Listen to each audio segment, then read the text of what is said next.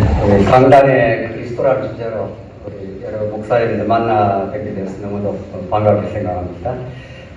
제가 마지막 발표에서 이전 발표로부터 제가 많은 통찰을 얻고 많이 배우게 되어서 너무도 귀하고 감사하게 생각을 합니다. 제가 목회한 지 약 30년 더 넘어가고 목사된 지 30년 다 돼가지만 하나님 제게 주신 마음이 있는데 저는 원래 불신 가정에서 태어나고 예수를 전념으로다가 학창시절 졸업할 때쯤 그리스도를 만나게 되었습니다. 그 이후 지금까지 한결같이 하나님께 주신 마음은 성경을 대할 때마다 목사의 눈으로 보지 않게 하시옵소서. 원래 성경을 통해서 그리스도를 만날 때 죄인의 심정으로 만났던, 그래서 평생 잊을 수 없는 영원히 그분만을 사랑하며 살 수 있게 해달라 하는 그 심정으로 그렇게 여기까지 왔습니다. 제가 오늘 목사님들 앞에 제가 그동안 배우고 확신한 말씀을 나누는 것도 목사로서 목사님들 설교가 이번에 우리 이장호 목사님 참 쉽다고 잘 안 들으시니까 저는 그런 마음으로 전하겠습니다. 제 주제가 성경신학적 설교인데 학문적인 용어를 써서 죄송합니다만은 성경신학이라는 그저 학문적 용어를 제가 차용한 것 뿐이고 구약과 신약의 통일, 언약적 통일성 이렇게 이해하시면 되겠습니다. 구약은 구약으로서 하나님의 말씀으로 완전하지만 신약과 한 덩어리가 되어서 한 주제, 한 메시지, 한 그리스도, 그 한 분 그리스도를 통해서 영원하신 우리 하나님, 거기에 성경이 집중되어 있고 그걸 떠나서는 어떤 성경은 그 진리를 말하지 않는다 이런 뜻입니다. 왜 성경신학적 설교를 말하고자 하는가? 설교가 얼마나 우리에게는 중차대한 과제인가 이렇게 질문을 우리가 던져볼 수 있습니다. 역사적으로 개혁교회가 생명의 말씀이 전거되는 강단 설교의 중차대성을 우리 종교개혁자들부터 500년 동안 줄기차게 전해왔습니다. 오직 말씀의 권위만이 선포되는 강단으로부터 교회가 세워지고 올곧게 성장할 수 있을 것이다. 이것이 루터, 칼빈 등등등등 기라성 같은 우리 종교개혁자들 그 이후에 500년 동안 유지되어 왔던 그런 핵심입니다. 강단의 변질이 한국교회의 세속화와 침체에 결정적이고 중요한 원인이라고 저는 그렇게 이해를 합니다. 다른 여러 가지 문제가 있을 수 있습니다. 지금 세태의 변화, 포스트 모더니즘 등등등등 그러나 따지고 올라가면은 강단의 변질, 세속화 거기로부터 한국교회의 위기를 찾는 것이 가장 적확하게 보입니다. 우리 종교개혁자들이 그렇게도 외쳤던, 목숨을 걸고 외쳤던 오직 하나님의 영광, 솔리데오 글로리아 하는 것이 이것은 500년 전에 정말 외쳤던 외침이었는데 이것은 지금도 오고 오는 우리 개혁교회는 언제나 16세기 만에 기칠 뿐 아니라 하나님의 말씀을 전가하는 모든 설교자가 궁극적으로 지향하는 유일한 목적이라고 그렇게 생각을 합니다. 자, 그럼 성경을 그렇게도 솔라 스크립추라, 오직 성경만으로, 토타 스크립추라, 성경 전체로 이런 거죠. 그래서 오늘 성경 신학적 설교는 성경 어떤 부분도 66권 전체의 맥락에서 떠나가지 않는다. 하나님께서 그렇게 디자인하시고 그렇게 기획하시고 그리스도 중심으로 살아계신 여호와 하나님을 올곧게 전가하는 말씀으로 연결되어 있다. 그럼 어떤 해석학적 원리를 따라갈 때 우리는 한 메시지에 이르게 되고 그걸 풍부하고 올바르게 전가할 수 있는가라는 것이 제 나름대로 그동안 오랜 동안 연구하고 또 분석하고 또 기도하고 했던 것을 좀 정리를 하자면은 하나님 나라 언약 중심의 성경신학이라 학문적으로 말하면 그렇습니다. 그동안 보수 진영 혹은 개혁 신학의 성경신학은 자유주의 성경신학을 배격하면서 성경의 통일성을 확립하려고 시도를 해왔습니다. 우리 잘 아는 거죠. 적어도 보수신학 혹은 개혁신학을 우리가 전수받고 공부하고 이렇게 한다면은 성경이 통일된 진리이다. 구약과 신약이 서로를 보강하고 서로를 지지하고 구약이 신약의 그리스도를 바라보고 신약은 구약의 배경 속에서 복음을 전가하는 것이다. 이런 내용들을 대부분 목사님들 그러라고 생각하는데 그렇지 않은 분도 있겠죠. 혹시라도. 그러나 그렇게 저는 믿습니다. 하나님께서 그렇게 디자인하시고 계시를 하셨다고. 종교개혁 이후 구속사라고 하는 큰 틀이 지금까지 500년 전통이 이어져 왔고 그런 구속사의 틀 속에서 언약을 설명한 이른바 구속사적 언약신학이라고 하는 행위언약이 앞서 있고 이제 언약이 뒤따라간다. 행위언약을 어긴 아담을 구속하기 위해서 창세기 3장 15절에서 하나님께서 구속을 해내신다. 이런 큰 틀인 거죠. 매우 중요하다고 저는 보는데 그러나 그럼에도 불구하고 제가 오늘 밝히고자 하는 언약은 행위언약이라고 하는 선악과 언약 이전에 이미 하나님께서 언약의 개념이 있고 아까 이장훈 목사님이 잘 설명해 준 대로 창세 전에 하나님께서 언약이 있다고 그렇게 믿습니다. 그러니까 타락 이후의 구속이라고 하는 너무도 중요한 구속이라는 그래서 구속의 실체이신 예수 그리스도를 향해 달려가지만 타락 이전에 하나님께서 타락하기 이전에 하나님께서 자기 백성과 언약을 맺으셨다고. 어떤 언약? 창세기 1장 28절을 문화명령으로 지금까지 많이 개혁신학자들이 설명해 왔지만 그게 저는 한계가 있다고 보고 창세기 1장 28절이 언약적으로 설명되는 것이 합당해 보입니다. 왜냐하면 하나님께서 아담을 짓고 아담을 자기 형상으로 짓고 복주어 가라사대 생육하고 번성하라 땅을 정복하라 만물을 다스리라 정확하게 그 나라 개념입니다. 정확하게 이미 형상이라고 하는 하나님의 형상 역시도 왕적 개념을 갖고 있을 뿐 아니라 창조가 하나님의 나라를 지향하고 있고 창조가 그 하나님의 나라의 아들 왕이신 예수 그리스도를 목적 삼고 있는 거죠. 그걸 통해서 하나님의 영광을 드러내는 거죠. 자 그렇게 볼 수 있다면 창세기 1장 28절을 스킬드가 그렇게 이야기를 했는데 제가 추적하고 추적했는데 아브라함 와이프가 그렇게 이야기했는가라고 많은 경우 이해를 해왔는데 추적을 해보니까 스킬드가 정확하게 자기 책에서 그렇게 먼저 이야기를 했습니다. 그건 굉장히 어려움이 있습니다. 그런 이야기를 다 할 수도 없고 자손에게 생육하고 번성하고 땅을 정복하고 만물을 다스리라 창세기 1장 28절에 복주어 가라사대 이렇게 했지 않습니까?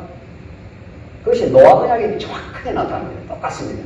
표현만 약간 다르지 아브라함 언약에는 더 정확합니다. 아브라함에게는 네가 큰 민족을 이룬다 했지만 큰 민족이 자손이 하늘의 별과 바다의 모래처럼 번창한다. 가나안 땅을 정복한다. 내 허리에서 열 왕들이 나온다.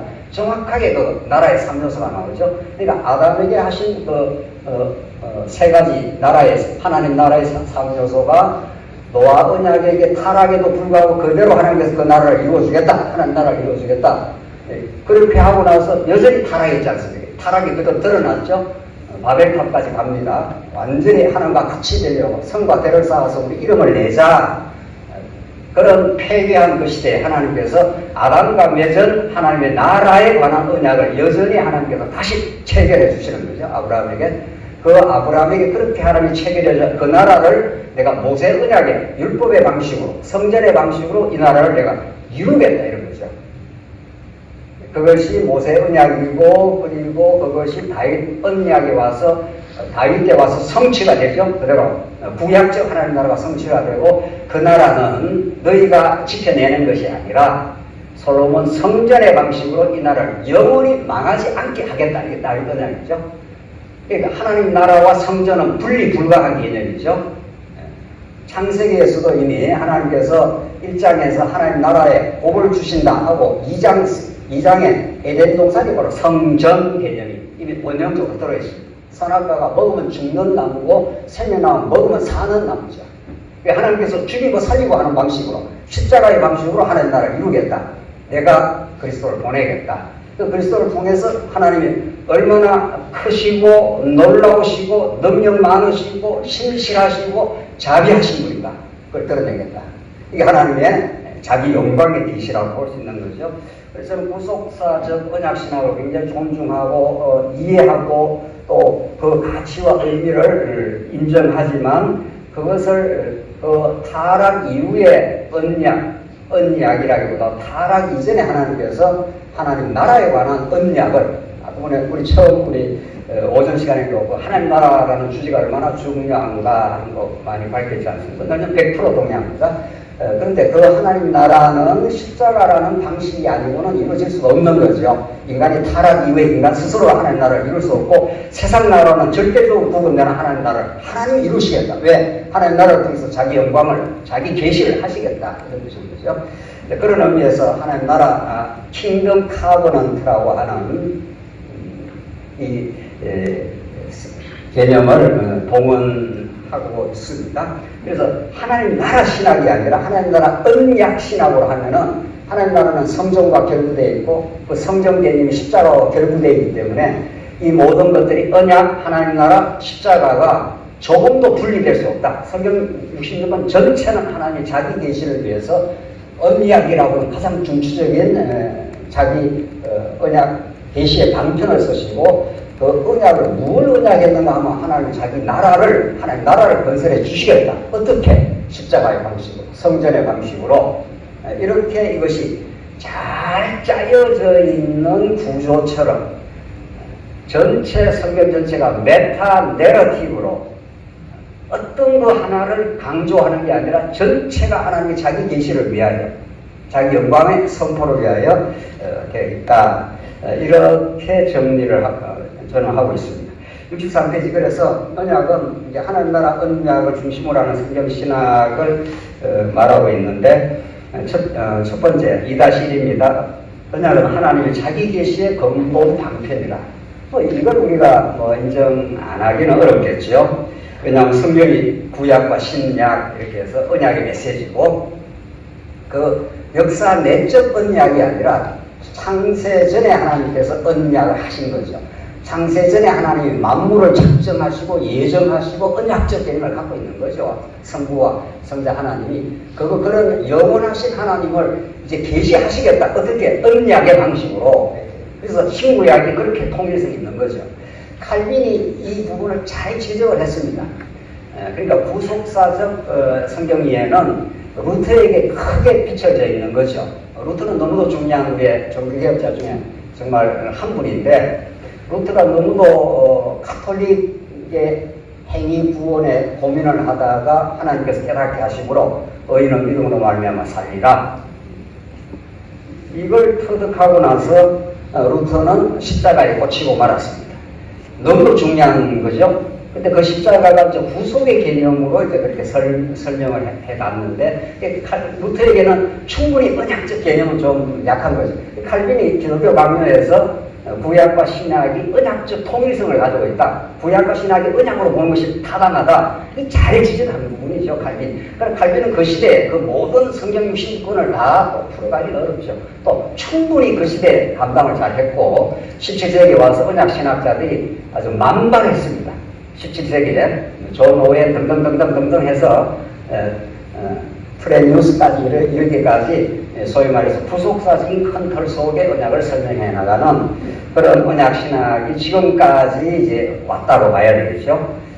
그럼에도 불구하고 언약 개념을 어떻게 더 보완할 수 있는가 하는 것들은 지금 언약 신학자들이 계속 논의 중이라고 그렇게 보입니다. 저는 행위언약과 언약의 이제 두 틀은 좀 넘어서야 될 때가 왔다. 여러 학자들도 그 문제의식을 갖고 있지만 저는 그걸 좀 넘어서야 된다고 보고 64페이지 언약의 내용은 하나님 나라다. 이렇게 봅니다. 그러니까 창세기 1장 28절에서 하나님이 아담과 언약을 맺을 때 이장 목사님이 잘 설명한 대로 인간 아담과 언약의 당사자로 맺긴 하지만 그 언약의 당사자들은 언약의 중보자들이죠. 아담, 노아, 그리고 아브라함, 모세, 다윗은 구약에서 인간 인물들을 등장했지만 전부 장차 오실 예수 그리스도의 오형적 인물이니까 그냥 인간이 아닌 겁니다. 인간은 인간이지만은 하나님께서 그들과 언약을 맺으면 아담과 언약을 맺으면 마지막 아담 예수 그리스도를 바라보고 있는 거죠. 그러니 그냥 언약을 맺은 게 아니죠. 예수와 언약을 맺은 거죠. 사실은 오실 예수 그리스도를 바라보면서, 그러니까 아담은 오실 자의 표상이니까. 노아도 마찬가지입니다. 아브라함은 더더욱이 말할 거 없고, 모세도 마찬가지고, 다윗도 마찬가지. 하나님께 다윗과 언약을 맺은 것은 다윗보다 더 우월하신 진짜 왕 중의 왕이신 예수 그리스도 안에서 성취된 내용입니다. 그러니까 이렇게 구약의 5대 언약, 아담, 노아, 아브라함, 모세, 다윗은 새 언약으로 전부 결론이 이어지는 거죠.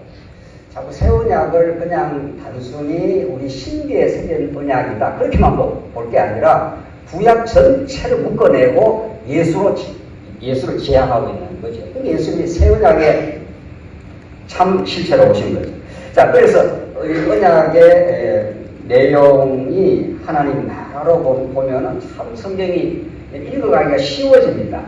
그러니까 언약 따로 읽고 하나님 나라 따로 읽고 구속 따로 읽기보다도 하나님 언약 성취로 당신의 영광을 드러내는데, 언약의 실체인 예수 그리스도를 통해서 하나님의 아들로 오신 아들이라는 왕이십니다.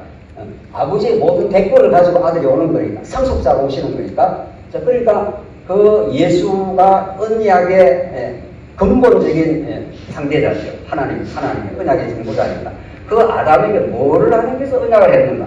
내가 나라를 이루겠다. 내가 하나님 나라를 건설하겠다. 창조는 하나님 나라를 지향하고 하나님 나라의 주체이신 예수를 지향하는 거죠. 골로새서 말씀대로 창조가 그리스도를 목적 삼고 있는 거죠. 왜? 그리스도를 통해서만 하나님의 영광이 드러납니다. 자, 그렇게 본다면 언약의 내용, 언약과 하나님 나라를 따로따로 별개로 설명할 게 아니라 언약의 내용을 하나님 나라로 보면 아담에게 하나님 나라를 언약하시고, 노아에게 계승하시고, 아브라함에게 모형적 하나님 나라를 이루시고, 예수가 와서 실체적인 하나님 나라를 이루시고, 그가 부활하고 성천하셔서 천상에서 성령을 보내서 지금도 하나님 나라를 통치하시는 거죠. 하나님 나라는 죽어서 가는 나라가 아니라 죽어서 갑니다. 분명히 지금 이루어진 나라죠. 지금 하늘 보좌에 예수님이 앉았을 뿐 아니라 영혼의 개념에 비추면 우리도 하늘 보좌에 앉은 거죠. 그러니까 우리가 땅에 발을 딛고 사지만 우리의 진짜 정체성은 하늘 보좌에 앉은 존재죠. 그리고 광 같은 제사장이 되는 거죠.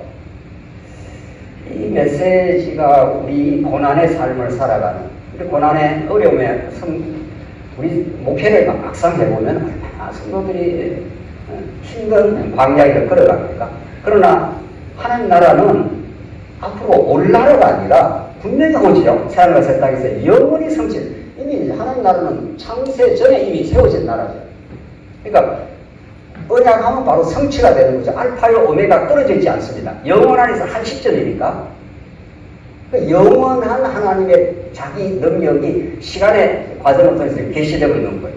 그거는 한치 오차 없이 진행이 되죠. 그러니까 모든 것이 합력이 되는 거죠. 어떤 것도 우리에게 합력되어 선을 이루는 거죠. 그렇게 언약의 나라인 하나님 나라로 하나님이 자기 계시를 하시는데, 하나님께서 아담이 타락하지 않습니까? 하나님 타락을 몰랐나요? 막을 수 없었나요? 이 부분이 대단히 중요한 부분이죠. 하나님께서 선악과를 주신 그 목적이 뭐냐고요. 그리고 선악과만 준 게 아닙니다. 자꾸 선악과만 묵어 늘어지면은 그냥 질문에 꼬리를 물고 답이 잘 안 나오죠. 누가 묻는다는, 목사님 선악과를 왜 만들어 놨습니까? 그러면 나도 잘 모르겠다 이게 하는 게 아니고 천국 가서 알아보자 뭐 이런 얘기 합니다. 천국 가서 알아볼 일이 아니죠. 성경은 어떤 질문에 대해서 원리적인 답을 하고 있는 건데, 선악과만 주신 게 아니라 생명나무를 줬지 않습니까? 그러니까 하나님이 자기 계시의 방법은, 하나님 자기 나라를 이루는 방법은 인간의 힘으로는 절대 이루어질 수 없음을 깨닫게 하시고, 하나님 능력으로 오직 은혜로만 그 나라가 이루어진다. 이걸 깨닫게 하기 위해서는 선악과를 먹고 죽습니다. 죽어야 살리죠. 그래서 어거스틴이 마지막 결론에서 그렇게, 어거스틴이 오 필레스 컬파비아, 어거스틴처럼 방황하고 범죄하고 몸부림치고 했던 그 고백록을 읽어보면 기가 막힌 이야기들. 내가 주님 안에 안식을 얻기까지 참 정말 평강이 없었다고, 얼마나 범죄 때문에 몸부림쳤는데 그 죄가 더한 곳에 은혜가 넘쳤더라. 이 행복한 나의 타락이요. 오 펠릭스 컨파미아. 이건 죄를 결코 합리화하는 말이 아니죠.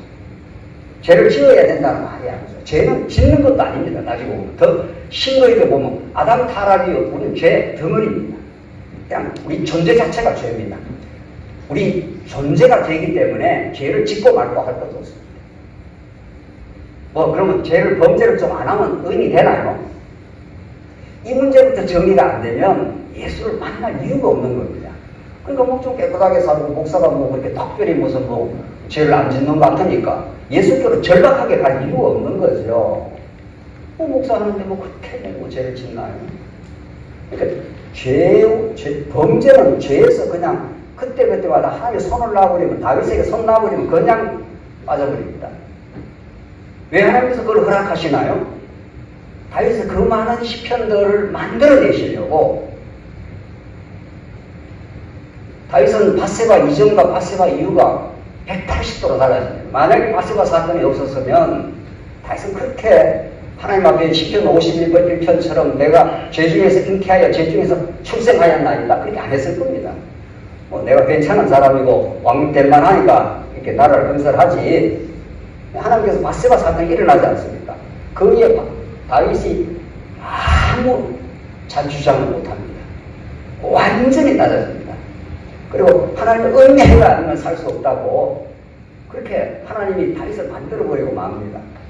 어거스틴이 그랬고 다윗이 그렇고 우리 모든 하나님 택한 백성은 이 고난 많은 죄악 세상을 하나님께서 계속 돌리는 이유는 우리 힘으로는 결코 하나님 나라가 만들어질 수 없다. 십자가로 그분이 십자가에서 성취해버린 다 이뤘다고 하신 그 복음 앞으로 그렇게 하나님께서 가게 하시려고 십자가로 성취를 하시는 거예요. 자, 구약을 보십시다. 우선 바로 십자가로 가기 전에, 그리스도의 십자가로 가기 전에 구약에 하나님께서 아브라함에게 하나님 나라를 언약했습니다. 모령제에게. 그렇죠?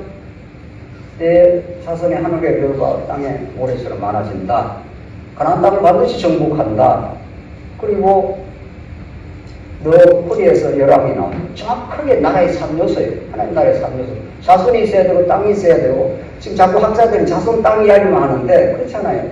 창세기 17장에 너 후대에서 왕이 나온다. 왕이 없으면 하나님 나라가 되지 않는 겁니다. 이렇게 말씀하시고 모세 언약을 주지 않습니까? 모세 언약을 왜 주냐? 모세 언약이 신학적인 게 난지 아닙니까? 아직도 지켜야 되느냐 말아야 되느냐, 어디까지 지켜야 되느냐, 십계명을 지켜야 되느냐 말아야 되느냐, 이렇게 아직도 이게 딜레마로 되어 있습니다. 그러니까 출애굽기, 후강, 레위기, 민수기, 신명기가 어렵다는 거죠. 왜? 어디까지 지켜야 돼, 어디까지 지키지 말아야 돼. 성경은 그런 적이 없습니다. 성경은 모든 출애굽기에서 율법은 언약이라고 설명하니까 구약 그 자체를 설명할 때는 지키면 복이고 못 지키면 저주지요. 그러나 이것이 전부 누구에게 이루어질 언약이니까, 예수 안에서 이루어질 언약이니까, 예수가 우리 대신 우리가 못 지키는 그 율법을 대신 십자가의 저주를, 율법의 저주를 받고 죽어줌으로 우리에게 복이 되는 거죠. 그러니까 그것의 원형이 선악과를 먹고 죽게 되지만 죽으면 생명나무로 살게 되는 거죠. 왜 선악과만 자꾸 질문을 던지냐고요. 선악과와 생명나무는 하나님의 자기 계시의 두 방편입니다. 이건 먹으면 죽는 거고 이건 먹으면 사는 거죠. 살려고 죽이는 거죠. 따지고 보면은 근본 하나님은 빛과 어둠을 왜 짓습니까? 하늘과 땅을 왜 짓습니까? 모든 건 절대적인 하나님의 상대적인 자기 계시 방편인 거죠. 이렇게 성경 언약 중심으로, 하나님 중심으로, 하나님 나라로, 그러나 그 하나님 나라는 언제나 십자가 외에 다른 길이 없다는 거죠. 그래서 구약의 하나님 나라는 언제나 성전의 방식으로 하나님 나라를 이루는 거죠. 그래서 다윗에게 하나님께서 내가 짓겠습니다 하니까, 아서라 너가 지으면 네 공로가 될 거 아니냐, 네 아들을 통해서 내가 그 집을 짓게 해주겠다. 그 성전을 지어서 영원히 이 나라가 망하지 않아. 이게 다윗 언약이죠. 그 다윗 언약대로 예수가 오시죠. 우리 영원히 하나님 나라가 섰죠. 지금 영원히 망하지 않습니다. 그래서 이 땅에 우리가 고난 많은 세상에 살면서 때로는 실수도 하고 범죄도 할 때가 있죠. 아무리 몸부림쳐도 그때 죄 때문에 자책하고 괴로워하고 몸부림치다가도 복음 안에 들어와 있게 되면은 더욱 그리스도만을 의지하게 되는, 하나님 앞으로 가게 되는, 그분의 은혜를 누리게 되는 그런 복음 속에 오늘 이제 시간이 다 됐죠? 몇 분 갔어요? 네, 마무리하도록 하겠습니다. 그래서 언약과 하나님 나라 십자가는 이게 어떤 분은, 어떤 신학자는 언약이 중요하다, 어떤 신학자는 하나님 나라 신약으로 봐야 된다, 이제 십자가가 물론 중요합니다. 이것이 잘 짜여져 있습니다. 성경은 기가 막히게 성경은 하나의 잘 짜여있는 스토리처럼 그 모든 언약과 하나님 나라 십자가 예수 그리스도 한 분 안에서 총체적으로 성취가 되는 거죠.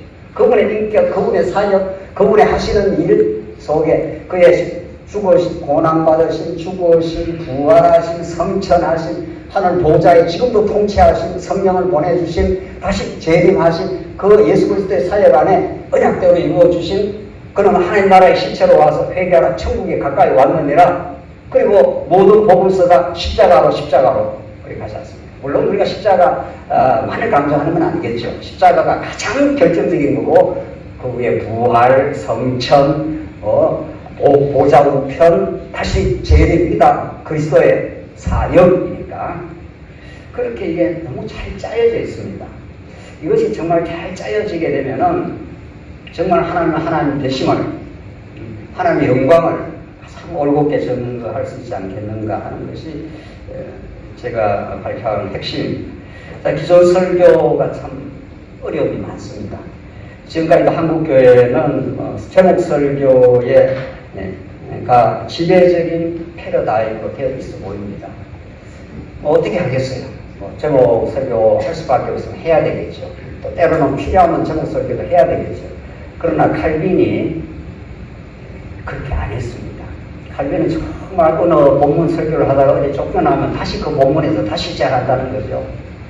그리고 칼빈은 적어도 성경이라는 것이 어떤 본문을 그 맥락에서 떼낼 수 없다고 본 거죠.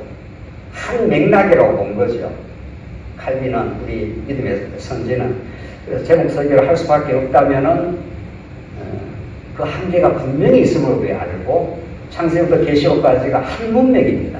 한 예수 그리스도로 달려가고 그분이 다시 오실 재림 때까지 하늘 천상에서 지금 통치하고 계시고 그렇게 보여집니다.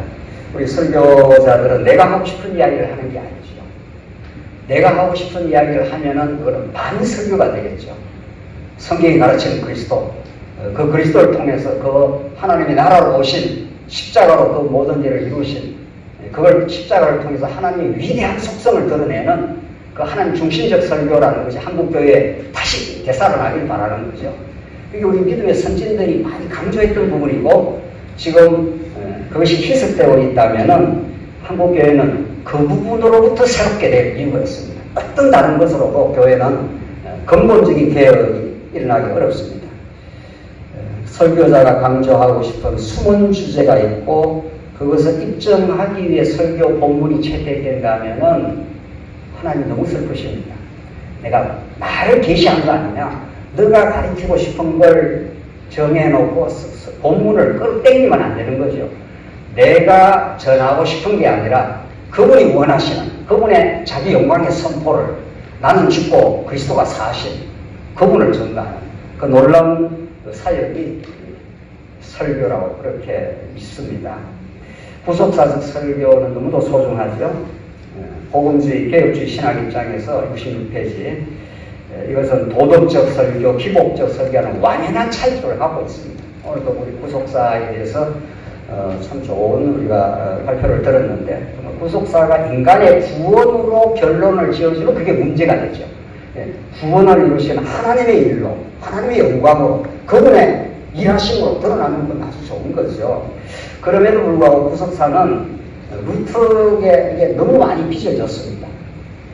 어떻게 해야 내가 구원을 얻을까? 이게 루터가 고민했던 부분이고, 내가 행위에 근거해서 구원을 얻을 수 없다는 그 루터의 고민이 인간 구원에 그렇게 집중되어 있었고, 그것이 구속사 설교의 포인트라면은 그건 넘어서야 되겠죠.